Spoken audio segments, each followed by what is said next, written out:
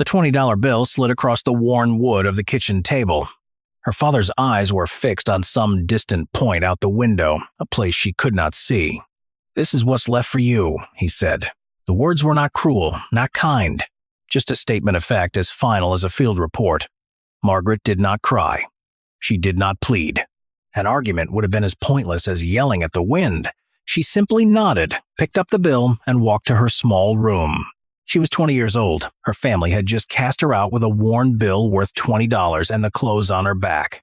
Margaret Cole was raised on a hardscrabble farm in the dry hills bordering the Great Desert, a place where the wind scoured the paint from the house and hope from the heart. Her parents were practical people, their hands calloused from work, their words pared down to necessity.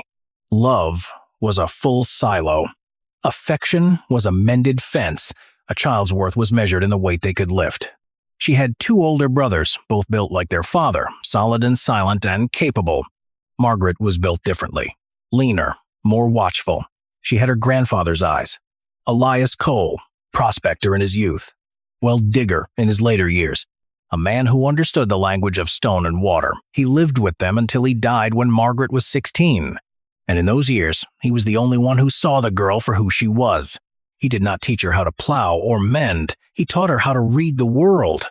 How a line of cottonwoods meant water hidden deep underground. How the color of a rock could speak of iron or copper. How the shape of clouds in late afternoon could foretell a flash flood or a week of blistering sun. In his small, dusty workshop behind the barn, a place that smelled of oil and metal and dry wood, he taught her the proper use of his tools. How to sharpen a knife on a whetstone until it could shave a hair from her arm. How to set a rivet. How to splice a rope so it was stronger than before it was broken. He spoke to her of the world beyond their fences, of geology and history, of the lost stories the desert held. His greatest treasure was a heavy wooden chest filled with maps, geological surveys, and newspaper clippings, yellowed with age. From that chest, he pulled the story of the Silica Queen, a wagon train that vanished in the summer of 1852. Supposedly hauling silver ore, but rumored to be carrying something far more delicate and strange. He believed they had been caught in a singular, violent sandstorm, one that not only buried them, but shifted the very landscape, hiding them from all who searched. He had a theory about their location, a place where the prevailing winds carved out a deep basin between 2 low mesas. It was their secret, a legend they tended together. The day before he died, he gave her a small gray stone he had cut in half and polished. A thunder egg, an unprepossessing rock on the outside, but inside it held a star of pale blue agate. "Don't ever let anyone tell you what something is worth just by looking at the outside," he told her, his voice a dry rasp. That stone was the only object she owned that had been given to her out of pure affection. She carried it in her pocket always. After his death, the workshop was cleared out, his maps burned for kindling. Margaret became just another pair of hands. Her unique skills seen as useless eccentricities, the drought took the last of the crop.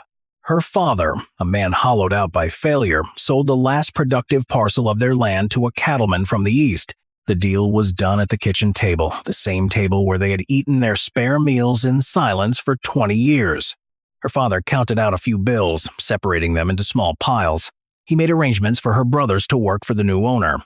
Their strength was a commodity he could bargain with. For Margaret, there was no arrangement. The cattleman had his own family, his own workers. There was no place for her. The end came not with a shout. It came with the quiet scratch of a pen on paper. She packed her life into a small canvas satchel. It did not take long. She took the knife her grandfather had taught her to care for, its blade gleaming and sharp. The whetstone. The tin cup he gave her. A coil of good rope. A sturdy water skin. She folded her spare shirt and trousers. At the very bottom, wrapped in a piece of soft flannel, she placed the thunder egg. She walked out of the house without looking back. Her mother was at the stove. Her brothers in the barn, their voices a low murmur. No one said goodbye. She walked down the long dirt track that led away from the farm, the place that had been her whole world, and did not stop until the house was just a speck against the brown hills. She felt not grief, but a strange, quiet emptiness. The clean feeling of a slate wiped bare. The only thing she had left of any value was a story. a secret whispered in a dusty workshop years ago. She turned her face toward the south, toward the vast, shimmering expanse of the Mojave, and began to walk. The $20 bill was folded neatly in her pocket, a brittle piece of paper that represented the sum total of her family's obligation to her. But the agate, smooth and cool against her palm, felt infinitely more valuable. It was a promise. The journey was a lesson in solitude and survival. The sun pressed down on her shoulders like a physical weight, bleaching the color from the sky until it was a pale, hazy blue. The air was so dry it seemed to pull the moisture from her skin, and the silence was a living thing broken only by the rasp of her own breathing and the scuttling of unseen lizards in the scrub. She walked with the steady, ground-eating pace Elias had taught her, a rhythm that conserved energy and covered miles. She thought of his lessons. Walk in the cooler hours of morning and evening. Rest during the high sun. Never drink all your water. Always leave a third in reserve. She followed the faint traces of old game trails, her eyes scanning the ground for tracks, for the subtle signs of life the desert offered to those who knew how to look. She found water at a small seep, a patch of damp sand at the base of a rock outcropping, which she recognized by the cluster of hardy green plants growing there. She spent an hour digging with her cup, waiting patiently as the hole slowly filled with cloudy, precious water. The act of waiting was a test of patience. The sand shifted, the water seeped in at its own pace, and she could not hurry it. She filtered it through a piece of her spare shirt and filled her water skin. The simple act a profound victory. At night, the desert transformed. The oppressive heat gave way to a surprising chill, and the sky became a vast, deep bowl of stars more brilliant than she had ever seen them from the farm. She built a small fire from creosote branches, the wood burning hot and fast with an acrid, resinous smell. She ate sparingly from the small sack of jerky and dried fruit she had bought in the last town, making it last. Each meal was a calculation. How many days until the next town? How many miles to the basin? She was not lonely. The silence felt like a kind of companionship, and the presence of her grandfather felt intensely real. She took out the agate and turned it over in her hands, the polished surface cool against her skin. She could almost hear his voice telling her to observe, to be patient, to trust what she knew. The stone became a talisman, a physical connection to the only person who ever believed in her. She was heading for the place on his hand-drawn map. A location marked with a small, confident X in faded ink, the Basin of Whispering Winds. He had named it himself. It was a journey of over 100 miles on foot, a distance that would have seemed impossible to the girl she was a week ago. But out here, time and distance felt different. Measured not in days or miles, but in sunrises, in the finding of water, in the slow, steady progress across an unchanging landscape. She was being stripped down to her essential self. To the core of competence and resilience Elias Cole had so carefully nurtured. The farm, her family, the life she had known it all seemed part of a distant dream. The only reality was the sun, the sand, and the story that pulled her forward. She was no longer Margaret the daughter, Margaret the sister. She was simply the girl walking, the girl searching, the girl who trusted a dead man's map. She reached the basin on the 10th day, just like Elias's map said she would. A wide, shallow depression between two long, low mesas. The wind moved constantly here, a low, mournful sound that gave the place its name. For a day she saw nothing but sand and rock. The landscape was barren, empty. A blank page of beige and brown under a white-hot sky. And then the doubt came, a cold whisper telling her she had been chasing a fool story. What if Elias was wrong? What if the sandstorm never happened? What if the Silica Queen was just a tale told to a child, a fantasy that dies with the teller? She was 100 miles from anywhere, her water half gone, and she had nothing but a dead man's theory and a polished rock. The doubt was sharp, physical, a knot in her stomach that wouldn't loosen, but her grandfather's voice was stronger. Look for what is out of place. She forced herself to slow down, stopped searching for a wagon and started searching for a deviation, a disturbance. Anything that did not belong. She walked the perimeter of the basin, her eyes scanning every dune, every shadow, every line of wind-carved rock, and then she saw it, not a wagon, a sliver of dark wood, weathered to the color of bone, protruding from the crest of a dune. It was unnaturally straight, its grain running contrary to the patterns of the desert. Her heart, which had been beating with a slow, steady rhythm, gave a single hard thump.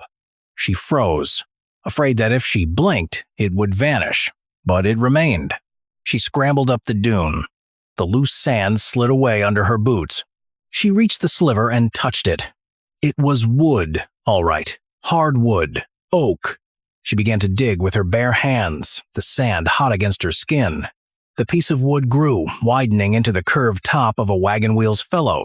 Below it, she uncovered a rusted iron tire, pitted and scaled, but still intact. It was real. The story was real.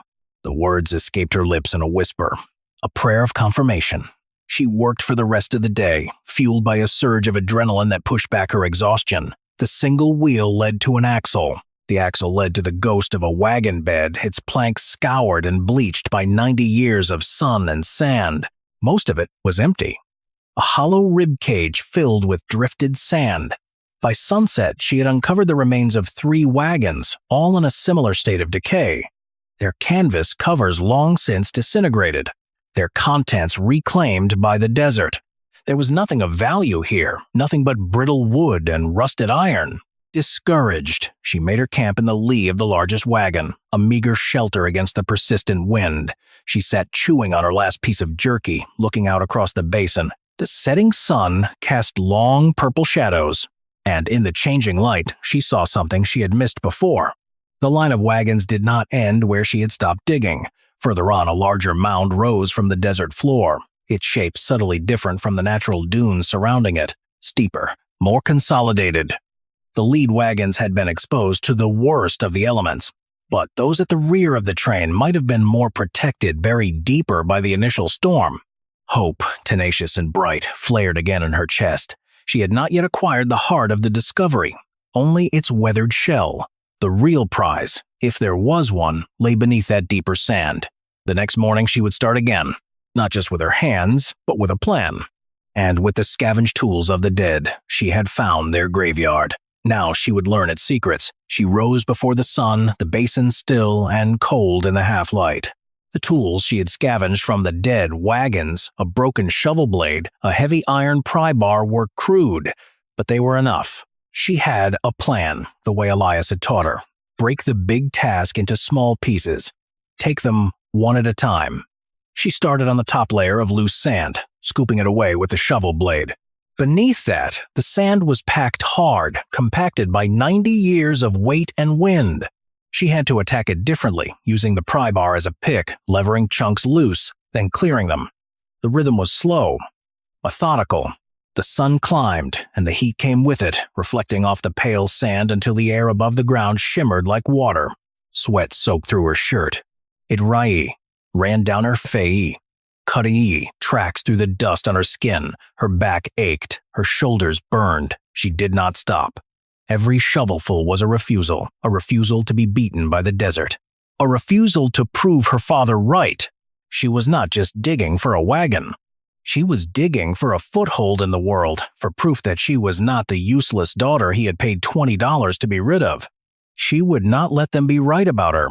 By midday, the shovel blade scraped against something that was not sand. She dropped to her knees and brushed the dirt away with her hands. A hoop. A wooden hoop, curved and dark, with scraps of canvas still clinging to it. The fabric was brittle, crumbling at her touch, but it was there. It had survived. The sand had preserved it. She was in the right place. She kept digging. The movements came slower now, but no less determined. She drank from her water skin, the water warm and metallic, rationing every sip. And as she worked, she thought about the people who had been here, trapped in a roaring, blinding storm. Had they been afraid? Had they known, in those final moments, that they were going to die? The silence of the basin felt heavy with their story, a story she was now uncovering, one shovelful at a time. The afternoon wore on. The sun began its long slide toward the horizon, and the shadows grew long. She cleared the last of the sand from the rear of the wagon. It was a heavy freight wagon, built of thick oak. The wood had weathered to a silver gray, splintered and cracked, but it was solid. The tailgate was secured with a heavy iron latch, rusted shut.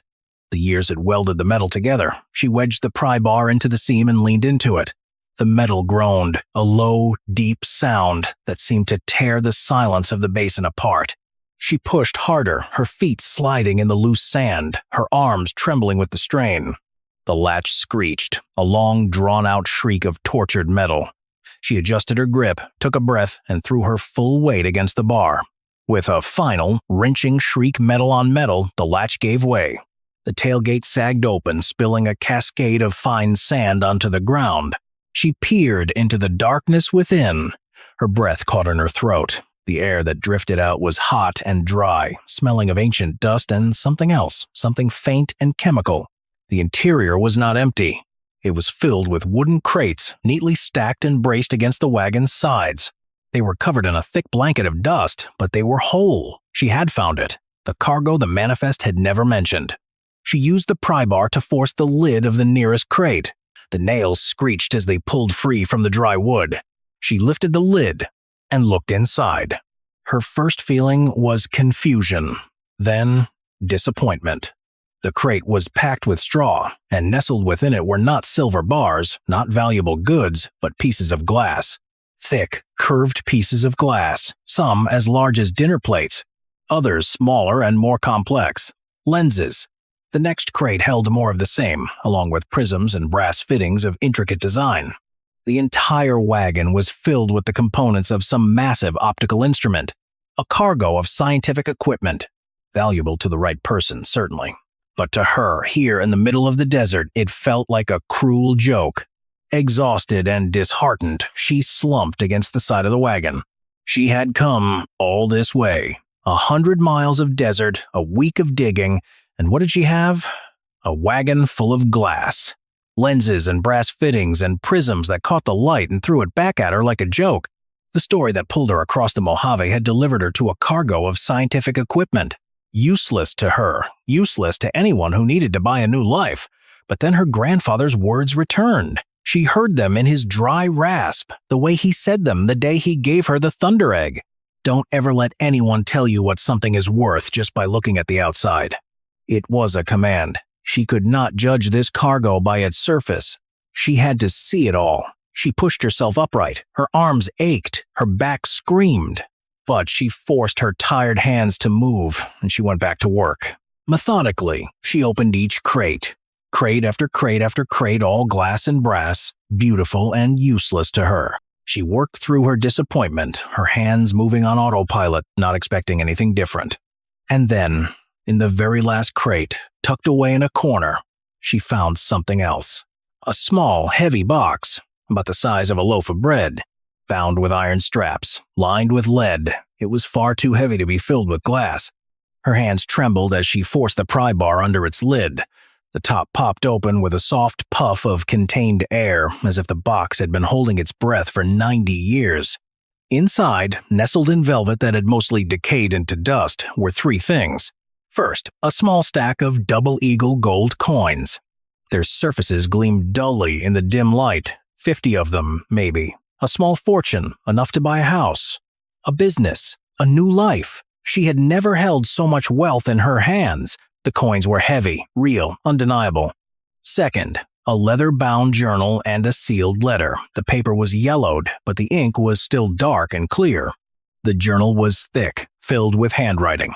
The letter was addressed in a neat, elegant hand. Her fingers traced the envelope. She felt the texture of the paper, the slight give of the seal. And third, lying beside the letter, a small object wrapped in what was once a silk handkerchief. She unwrapped it carefully. The fabric crumbled at her touch. Inside was a wooden bird, carved with exquisite detail from a single piece of dark wood. Its wings were half spread, as if in mid-flight. The carving was delicate, precise. Each feather was defined. The bird looked as if it could take flight at any moment. It had been made with love, with care, with a father's hands. She picked up the letter. The wax seal crumbled at her touch. The envelope was addressed in that same neat, elegant hand. To whomever finds this in God's time. She unfolded the single sheet of paper and began to read. The voice that spoke from the page was calm, precise, and filled with a sorrow so profound it seemed to echo across the 90 years. My name is Samuel Thorne. I was, until this storm, an optician and lens grinder from Boston. The date is the 14th of August, 1852. If you are reading this, then my journey, and the journey of those with me, has ended here. The cargo, he wrote, was for a new astronomical observatory to be built on a mountain east of San Francisco, a project that had been his life's work. He wrote of his belief in science, in the power of looking at the heavens to understand one's place in the universe. Then the tone of the letter shifted. It became more intimate, more vulnerable. I undertook this journey alone. My wife, Eleanor, and our daughter, Lily, were meant to travel with me. They were taken by the cholera in St. Louis. I buried them myself by the side of the wide Missouri River. I am a man of science, but my heart is an empty vessel. This observatory was to be their legacy, a way of looking up, of seeing beyond the grief of this world.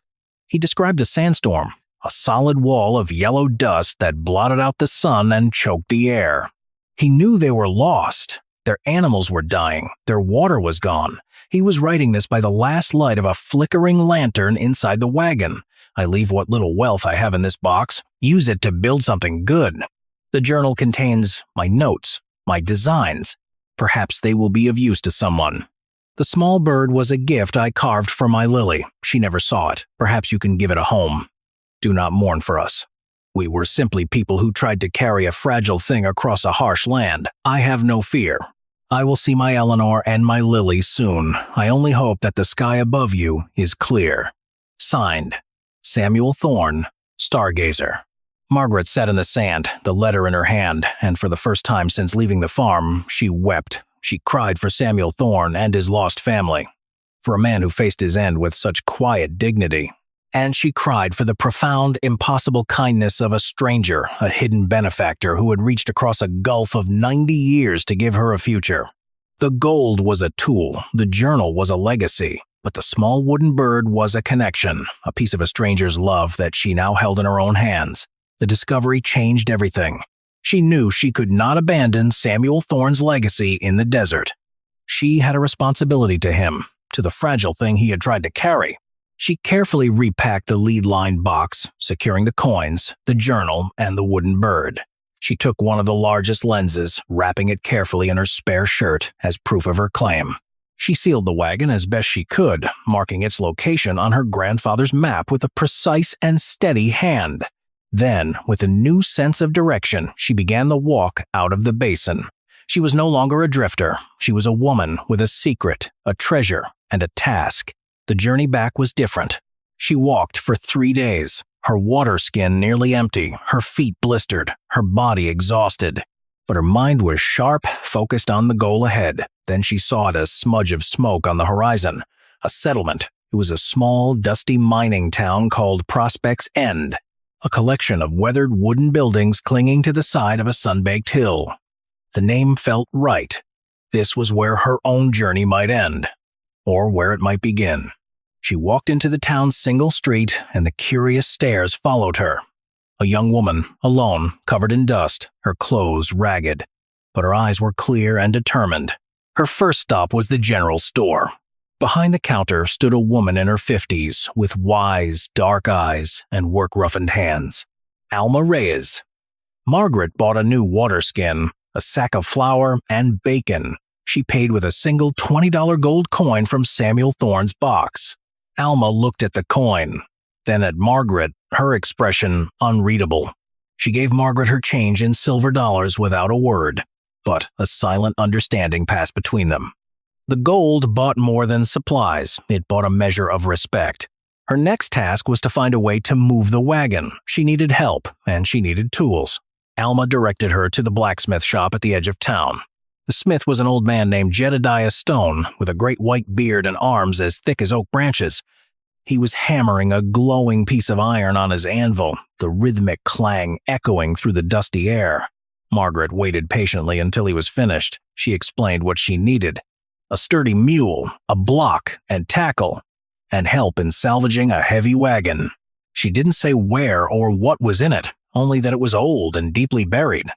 Jed was skeptical, his eyes crinkling at the corners as he studied her. "That's a man's work, girl," he said, his voice a low rumble. Margaret met his gaze without flinching. "I've done the digging myself. I just need help with the lifting." She showed him the lens. He took the heavy piece of glass, turning it over in his huge hands, his skepticism slowly turning to wonder. The light caught the curves of the glass, refracting a small rainbow onto the wall of the smithy. "I'll be," he murmured. "Never seen glass like this." He agreed to help for a fair price and a share of any salvageable iron. He was the first person who had not questioned her ability, but had simply seen the evidence and made a practical decision. He was a man like her grandfather, who understood the world through tangible things. The final piece fell into place when a young Paiute man named Kai came into the smithy to have a horse shod. He was quiet and observant, and he moved with an easy grace that spoke of a life spent in the open country. Jed introduced them. Kai knew the desert better than anyone. He knew the hidden trails, the hard-packed ground that could support a heavy wagon, the places to avoid. Margaret offered him a share of the salvageable wood from the other wagons, wood being a scarce and valuable commodity in the desert, if he would guide them and help with the recovery. He looked at her for a long moment, his dark eyes seeming to take in her entire story. Then he gave a short, decisive nod. The community formed, not through declarations of friendship, but through a series of quiet, practical agreements.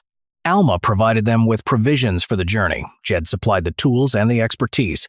Kai offered his knowledge of the land, and Margaret provided the purpose, the driving force born from a stranger's letter and a grandfather's story. With her small team assembled, she felt a strength she had never known before. The solid, reliable strength of shared work. Kai led them back along a route that threaded through canyons and across dry lake beds, a path invisible to anyone who hadn't spent years reading the desert. When they arrived at the basin, Jedediah Stone stood before the half-buried wagon and let out a long, low whistle. 90 years, he said, running his hand over the weathered oak. Built to last, these ones were. The three of them fell into the work with an unspoken rhythm. Jed, with his immense strength, rigged the block and tackle to a sturdy rock outcropping, the rope singing as he pulled them taut. Kai, nimble and quick, cleared the remaining sand with a tireless energy, his movements economical, never wasted. Margaret directed the operation, her voice calm and steady, drawing on every lesson her grandfather had ever given her about leverage and load. They moved around each other like dancers who had practiced for years. They used jacks and levers to lift the wagon's frame, shoring it up with rocks as they worked. Jed examined the axles and wheels, his experienced eye spotting cracks and weaknesses the untrained eye would have missed. They spent a full day making field repairs using iron strapping and sheer ingenuity to reinforce the undercarriage. The sound of Jed's hammer rang across the basin, a steady, rhythmic clang. Margaret held the straps in place, feeling the vibration of each blow travel through her hands and up her arms. Finally, Jed straightened up, wiped his forehead, and declared it strong enough for the slow journey back. Getting the heavy wagon out of the deep sand was the hardest part. They hitched the mule, along with Jed's own powerful draft horse, to the wagon tongue. The animals strained, their muscles bunching, their hooves digging into the soft ground. But the wheels only spun uselessly, digging themselves deeper. They tried again and again, each time the same result. Frustration settled over them like the heat. It was Kai who solved it. He had them lay down planks scavenged from the other wrecks, creating a temporary road over the softest sand. He arranged them carefully, building a path of solid wood leading out of the basin. On the third try, with Jed and Kai pushing from behind, their shoulders pressed against the wagon's frame, and Margaret guiding the animals, the old wagon lurched forward. For a moment, it seemed to resist, to refuse to leave its grave. The wood groaned, a deep, ancient sound. Then it moved. It rolled out of the sandy grave where it had rested for 90 years and onto the hard-packed desert floor. No cheering, no celebration, just the sound of wood creaking and the sight of the wagon standing free. They spent 2 more days dismantling what was left of the other wagons, loading the good wood and iron onto the salvaged freight wagon. As they worked, a quiet camaraderie grew between them. They shared their water and their food, and in the evenings, they sat around the fire, speaking little but sharing a sense of accomplishment. The fire crackled, the stars wheeled overhead, and the wagon stood silhouetted against the night sky. One evening, Margaret told them the story of Samuel Thorne. She read his letter aloud by the flickering firelight. When she finished, there was a long silence. "A good man," Jed said at last, his voice rough with emotion. Kai simply nodded, his eyes on the brilliant stars overhead. They were no longer just salvagers, they were custodians of a legacy. The wagon is out of the desert, rolling toward Prospect's End. Subscribe what Margaret does with that ghost and how she turns a stranger's cargo into a life is coming next. The procession rolled into Prospect's End like something from a dream. The old wagon, sagging under its load, pulled by a mule and a draft horse that had no business working together. Jedediah Stone walked beside it, his hammer still hanging from his belt. Kai was at the back, quiet as always. And Margaret, covered in dust, sat on the seat as if she'd been driving that wagon her whole life. People came out to stare. They stepped out of their homes, out of the saloon, out of the narrow alleys between buildings. Children stopped their games. A miner set down his pick and just watched. The whole town held its breath as the strange caravan passed. Margaret was no longer the anonymous stranger who had walked in a week before. She was the woman who had walked into the desert and returned with a ghost. She was the wagon girl. The story spread fast. Some said she found a fortune in silver. Others whispered she'd unearthed a cursed treasure. A few muttered she was a witch who talked to the dead. Margaret heard the rumors. She paid them no mind. She had work to do. With a portion of Samuel Thorne's gold, she made Jed an offer. Buy his blacksmith shop. He was getting old, his back stiff in the mornings, his hands slower than they used to be. He was ready to retire, but he accepted on one condition, that he stay on for a year. Teach her the finer points of the trade, the secrets of tempering steel and welding iron that could only pass from master to apprentice. She agreed without a moment's hesitation.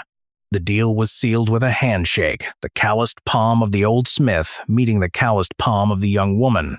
The blacksmith shop became her home, her business. The unwanted building at the edge of town, just like the wagon, became her anchor. The front was for the forge and the anvil, where she did repairs for miners and ranchers. The smell of coal, smoke, and hot metal filled the air, but in the back, she built clean, sturdy pine shelves. And there, she carefully unpacked Samuel Thorne's cargo. She cleaned each lens, each prism, each brass instrument, her hands gentle and precise. The glass, once a source of crushing disappointment, now felt like the most precious treasure of all. People knew her name now. Alma brought her a hot meal in the evenings, refusing payment. Kai stopped by on his way through town, bringing news from the desert or a piece of unusually beautiful wood for her to admire. The town that once stared at her now nodded in greeting. Miners tipped their hats. Children waved as she passed.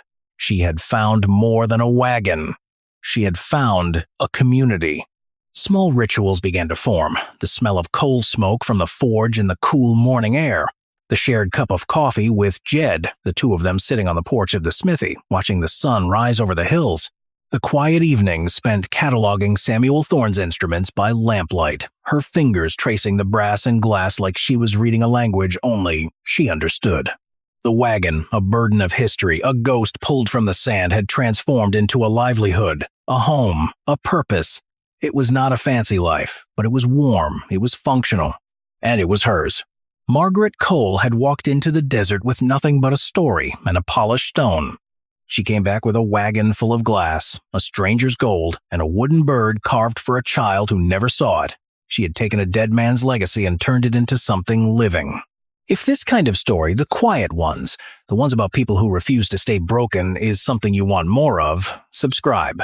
And drop a comment. What's the one thing you've carried with you that nobody else saw the value in?